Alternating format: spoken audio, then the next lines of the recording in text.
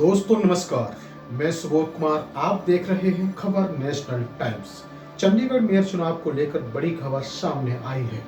जिस तरह से तमाम खबरें सामने आती हैं ईवीएम को लेकर, चंडीगढ़ में भी ऐसा ही हुआ है। जब तक ईवीएम रहेगी, भाजपा को हराने वाला कोई पैदा नहीं होगा।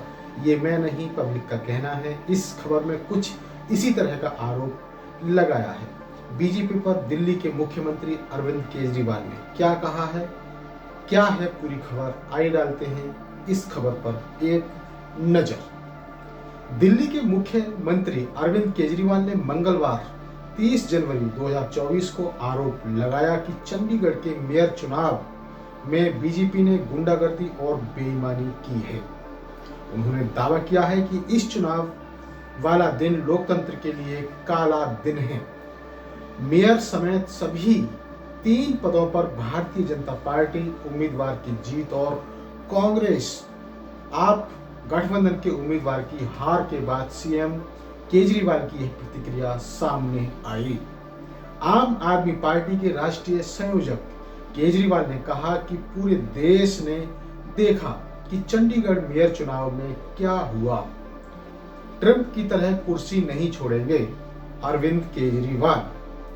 2020 में अमेरिका के तत्कालीन राष्ट्रपति ट्रंप के चुनाव हार जाने के बाद के घटनाक्रम का जिक्र करते हुए केजरीवाल ने कहा कि ये बीजेपी भी लोकसभा चुनाव हार जाने पर कुर्सी पर बने रहने के लिए किसी भी हद तक जा सकती है।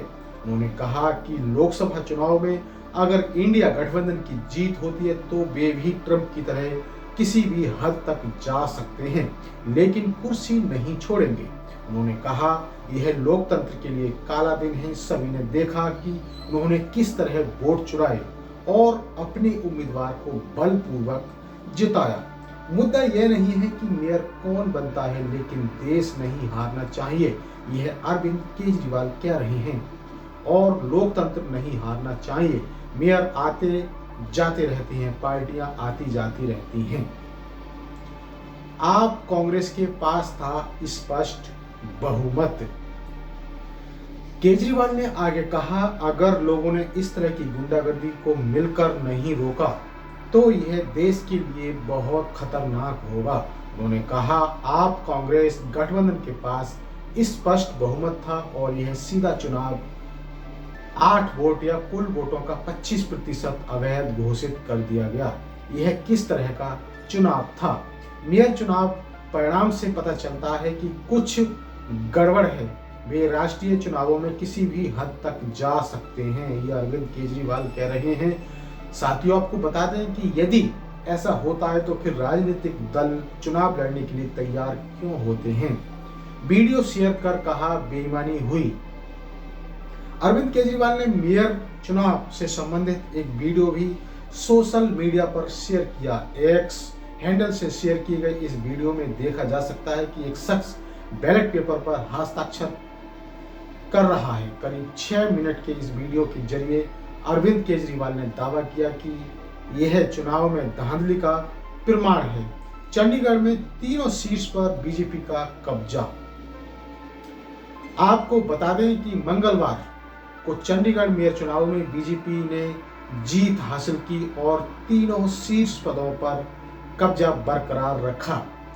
इसे आम आदमी पार्टी और कांग्रेस के लिए झटके के तौर पर देखा जा रहा है।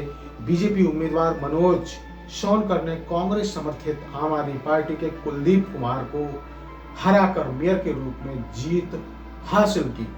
सोनकर को 16 मत मिले, जबकि कुमार को 12 मत ही प्राप्त हुए। 8 मतों को अवैध घोषित कर दिया गया। बीजेपी के उम्मीदवार कुलजीत संधू और राजेंद्र शर्मा क्रम से सीनियर डिप्टी मेयर और डिप्टी मेयर पद के लिए निर्वाचित घोषित किए गए। वहीं आपको बता दें कि कांग्रेस ने भी बीजेपी पर आरोप लगाया और उन्होंने भी ट्वीट किया था। देखिए कांग्रेस अपने ट्वीट में क्या कह रही है। कांग्रेस का कहना है कि चंडीगढ़ में मेयर चुनाव था, बीजेपी के पास बहुमत नहीं था, लेकिन चुनाव भाजपा जीत गई। जानने के लिए क्रोनोलॉजी समझिए। ये कौन सी क्रोनोलॉजी समझा रहे हैं वो भी जान लेते हैं। कुल 36 सीट थी कांग्रेस और आप गठबंधन के पास 20 वोट थे और बीजेपी के पास 16। इसके बाद बीजेपी के नेता को पीठासीन अधिकारी बनाया। वीडियो में वही अधिकारी कांग्रेस और आप गठबंधन के 8 वोट इनवैलिड घोषित करता दिख रहा। इस तरह बीजेपी ने चंडीगढ़ के मेयर चुनाव में सरेआम लोकतंत्र की हत्या की थी। दोस्तों, लोकतंत्र की हत्या तो हो रही है, लेकिन यदि सभी दलों को ये दिखाई दे रहा है कि ईवीएम में गड़बड़ है, गड़बड़ घोटाला किया जा रहा है, तो फिर राजनीतिक दल चुनाव लड़ने के लिए क्यों तैयार हो जाते हैं? क्यों चुनावों का बहिष्कार नहीं करते? अरविंद केजरीवाल काला दिन बता रहे हैं, लेकिन अरविंद केजरीवाल ईवीएम के खिलाफ आवाज क्यों नहीं उठाते? उनके पार्टी का कोई भी कार्यकर्ता ईवीएम के खिलाफ आवाज क्यों नहीं उठाते? तो दोस्तों, ये थी बड़ी खबर।